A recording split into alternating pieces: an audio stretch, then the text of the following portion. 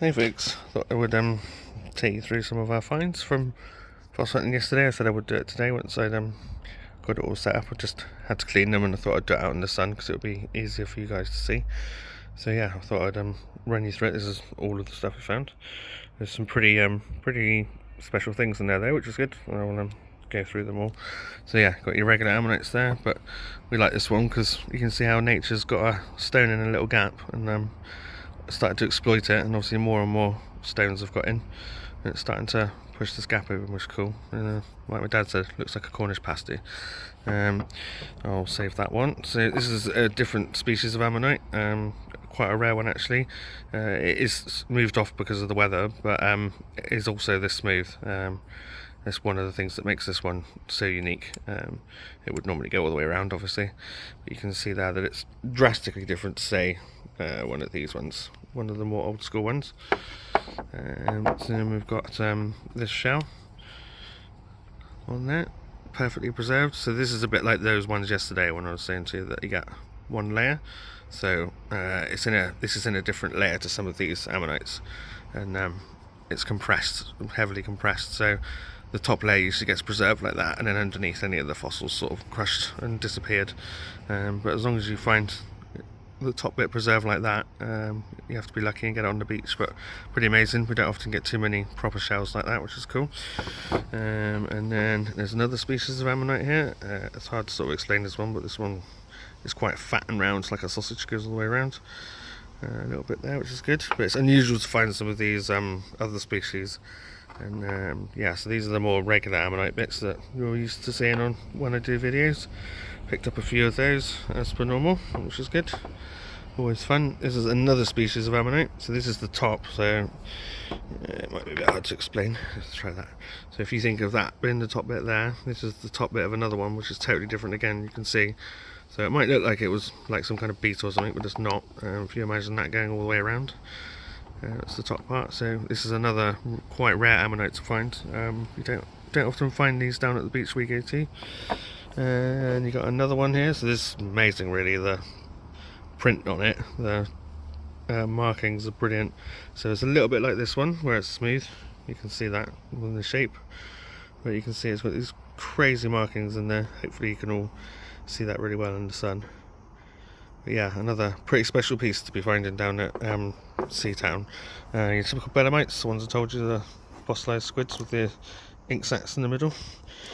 That's pretty cool. So yeah, that would have been like the sort of shell bit on the top, I guess, and the squid would have come out of the bottom. Another bit of ammonite, and then yet again some of the regular bits, and then start to get on to some of the really cool stuff. So I'll move this one down. I'll save that one till last. So all of these are ammonites, and they are pyrited. So they have been fossilized in a layer where you find fool's gold pyrite. It's iron, and the fossils, when they get fossilized in there, they turn into the pyrite. I can't keep them out for ages. We're going to have to, until I can get like a lacquer to put on them, you get a special one to put on. They start to degrade when they're exposed to the oxygen. So whilst they're still in the ammonite beds, they're okay, and then when they come out, if you don't find them quickly, they'll soon change. So we don't really ever find these on Seatown. This is more of Charmouth, which is the next beach along. So to find these on the beach yesterday was odd. Yeah, I was still trying to figure out why yesterday was so different, but it was. So yeah, you can see sometimes it's hard. It's going to be hard to see because it's on a phone, obviously, and Facebook's going to ruin it a bit. But they are like gold. I've shown you fool's gold before anyway. You've seen how it's got the name fool's gold for a reason. Sam found this one. It was really cool. It's already got a hole in it, so you could probably buff that up and make a little bit of jewellery out of that, which is pretty decent. Almost a whole one there again, which again don't find on Seatown too much. So yeah, another pyrited one. So you can probably see the metallicness a little bit more there, because it's obviously still got rock on it as well. But these are much heavier. They're like metal, the same as iron, like solid. But again, something you wouldn't normally find at Seatown. Really cool. And yeah, so this was pretty special. So it might not look like it to you guys, I know. So this is fool's gold here. This is why it's got this bubbly sort of texture. So that's iron pyrite, and so is the fossil in it, but might only be a small chunk, but I didn't think we'd ever find this species. And the only way I can describe it is the top end's thin. It's much more advanced. These more simple ones that are much older, this probably evolved this smooth and thin top edge for a very specific reason. A bit like the Nautilus that we have alive today is similar to this one. And then yeah, so you come down to these, and then these are more regular fossils here, but they're pyrited. But this one, if you look at the top, it's a bit like a buzzsaw, like a saw blade. You see that? And that's really, really rare. Even in Charmouth, people struggle to find these. If you found one whole, you're quids in really, because they're really sought after. So yeah, I was shocked when I found this. It's the first time that I've found this species, which is pretty cool. It's from a very different age, from a different layer, much higher up on the cliff. So to find it, but yeah, it's very heavy and very, very metallic. This one, it's some paper. I can try and get it in the sun for you. Hang on, there you go. You might be able to see the sort of gold on it. A bit hard to sort of see, but yeah. And then probably the best find of the day, which is really strange because it was just sitting on the beach, didn't have to look for it too hard. I literally put my foot down and it was right in front of my wedding. So yeah, a whole one. Really never find these in Seatown, to find a whole one with all the markings on. And again, this is another species, and you can see it's got these really unique markings here, and I've seen them in the fossil groups a lot. This is typical of the ammonites, have these sort of identical markings going all the way around. But yeah, to find a whole one and have it pyrated like that, it's quite a rare thing. There's no way I can get any more out because this is metals, this is iron, so I can't really use my tools to chip it away, but who cares? It's a really nice piece. Probably the best find we've had there in a long time, if you think about the fact that it's whole and it's quite rare and it looks as cool as it does. This white is because it's already started to oxidize a bit. Since it's been out, it could have been out a few days already. So I bought this glass of water actually because all fossils look better when they're wet, hence why you pick them up on the beach and they're all wet usually from the tide.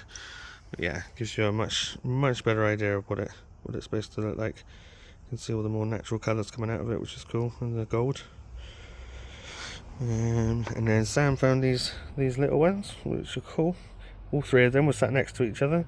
So probably died at the same time, but again pyrited and full. Again, something we never find in Seatown. We're always looking for fragments because they're quite weak, whereas these must have come round the beach from Charmouth. So we're thinking, rather than it being a storm carrying them over, which is what normally happens, that this might be, because they're not smashed up, this might be a more drifting process as the tides come in and out, and because it's been quite calm recently, it's managed to carry these whole ones onto the beach without causing too much damage.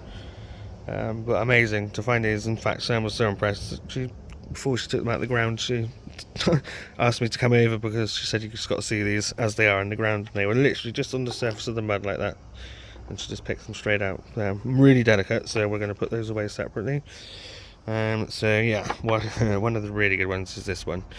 So I think now, from having my other one identified, that this is possibly a cross section of bone again. If it is, it's probably ichthyosaur bones or plesiosaur bones, one or the other, just before dinosaurs, but technically still a dinosaur. So I need to get it verified, and I'm trying to do it at the moment. But yeah, when we found it, it stood out to me immediately. It's these white bits here, like the bone, are calcified. Well, they're crystals, but they're made of calcite, so they're calcite crystals, and where the bone marrow in all bones goes in the same direction, it's why you get this kind of unique white pattern. So I don't know for sure, it could be something else, but I'm trying to find out. But again, when I saw it when it was wet, it was much more obvious what was going on, and I don't know if that's made it better for you guys, because it's definitely different on my phone, but it almost looks like a mermaid's purse, like a shark's one. But yeah, whatever that's going on there, I'm pretty sure. Hi Sebby. Cat's come up for a little wander around. You alright, mate?